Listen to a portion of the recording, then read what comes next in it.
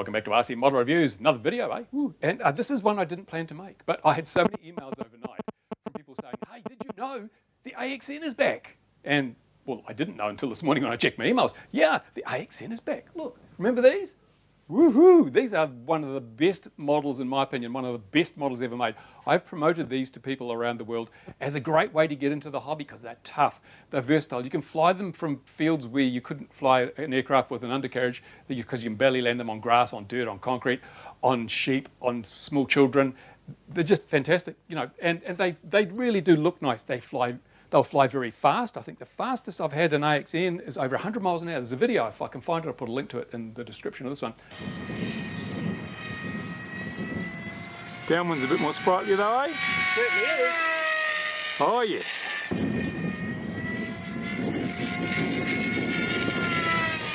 Yeah. Over 100 miles an hour with a stock standard AXN. Admittedly, it was a windy day, but it was still pretty damn fast. And they fly slow. They fly really slow if you want them to. You can just tool around at knee height, which one of the things I like doing is low level proximity. You can fly them like that. They're just brilliant. And if you do stuff it up, they just fall on the ground. You pick them up and throw them again. Or in fact, you can do rise off ground takeoffs with an AXN on grass. You don't need to throw them. You can take them off from the ground. So versatile, so fantastic. And as I say, so many people have got into the hobby through the AXN because I did some build videos, which were very, very popular. And I had so many emails from people all around the world. Even had some US military veterans emailed me and said that I think it was 50 of them had watched my videos, bought AXNs and got into the hobby. 50 people at once, that's pretty damn good. It was so good to hear from people that had had such success with that model. And I was so disappointed when it disappeared off the shelves. I've got one left, new in box out the back, and I was saving it, but I don't have to now because Hobby King has re-released it. Woohoo! Now, I guess I'm a little disappointed though. I've got to say, I am a little disappointed. I'll blow my own trumpet a bit, but I was quite instrumental in making the AXN the success that it was. My videos have been seen millions of times by many thousands of people all around the world who saw what the plane could do and went out and bought one because of that, right? And my build videos showed people how to put them together. And the fact that they were on my XJet channel just about every weekend, every week, means that people, you know, basically got sold through seeing what other people were doing with them. And they were at one stage the most popular aircraft or model at this field. It was fantastic. So I would have been really nice if Hobby King had said, hey, give me a call or an email. Hey, we're going to re-release the AXN. Do you want to be involved? Because I'd have jumped at the opportunity. Maybe we could have one, the ex-Jetler, or you know, branded. I could have signed it, or at least I could have spec'd the motors and the servos and the ESCs and things to make sure they were going to be up to scratch. Because the original AXN plug and fly, which came with servos installed, ESC installed, motor installed, that wasn't very good because the servos were pretty crap and the ESC was pretty crap. And I recommended people stay away from that one and buy the ARF, buy their own servos, which at the time were the best ones were the Hobby King 9-gram servos. They were brilliant. And the Hobby King ESC, and preferably the 30 amp one, 20 amp one, possibly 30 amp one's better. I recommended that people do that because you've got a much more reliable model for less money, well, about the same money actually. So this new one, the video I saw from Hobby King, they're pushing the plug and fly version with everything installed. So I noticed the motor is different.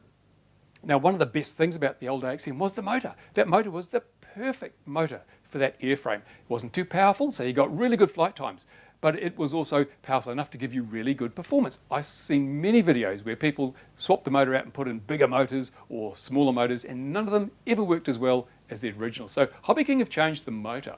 And I'd like to know, I'll probably find out, whether the new motor is as good as the old one in this application or whether it's too big, too small, whatever. But the only way we'll find out is to get one and test it out. Again, it would have been nice if Hobby King had sent me one so that I could have launched the review of the new AXN along with the product launch, but I don't think I'm on Hobby King's radar anymore, so that's probably not going to happen. However, I've spent my budget for this month, but next month, with my Patreon money, I will go and buy an AXN. We'll put it through the ringer. I think it will probably be every bit as good as the old one. It's pretty hard to wreck something that's as well designed as the AXN. Not that I'm saying it couldn't be done if you tried hard, but I'm sure Hobby King have done their sums. And everything's moved on. We've got better motors, we've got better servos, we've got better ESCs. It should be fine. But there are still a few things that I'd need to point out to people who are buying the plug and fly. Exercising the control surfaces. People often, with the plug and fly, it all comes, everything's hooked up, away you go. They don't realise that you've got to exercise those hinges or the servos will get really loaded up And in the case of the original plug and fly, many people had the problem. They bought a plug and fly, they put their receiver in, they put a battery in, they went and flew it, and it fell out of the sky because the ESC that was in there, the beck couldn't handle the loads from the servos because the servos were trying to have to flex these unconditioned hinges, you know, the thick hinges here that hadn't been preconditioned by flexing manually.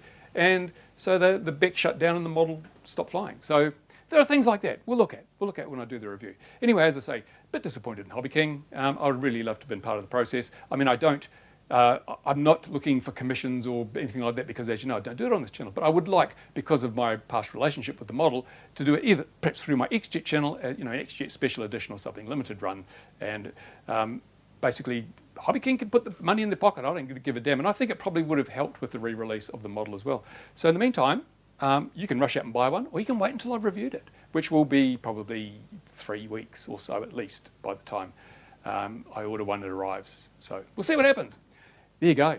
Exciting news in the hobby, isn't it? Fixed wing and an old friend returns from the dead. There you go. Thanks for watching.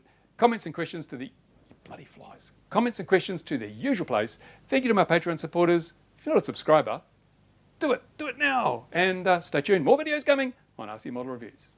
Bye for now.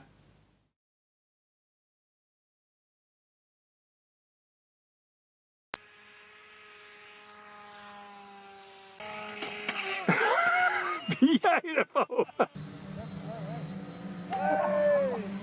Boy. Well, hey Ron, that didn't turn out so good, did it? No. What's happened to my plane, man? Oh, you flew into... Oh no.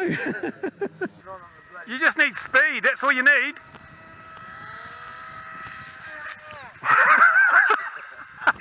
Maybe not.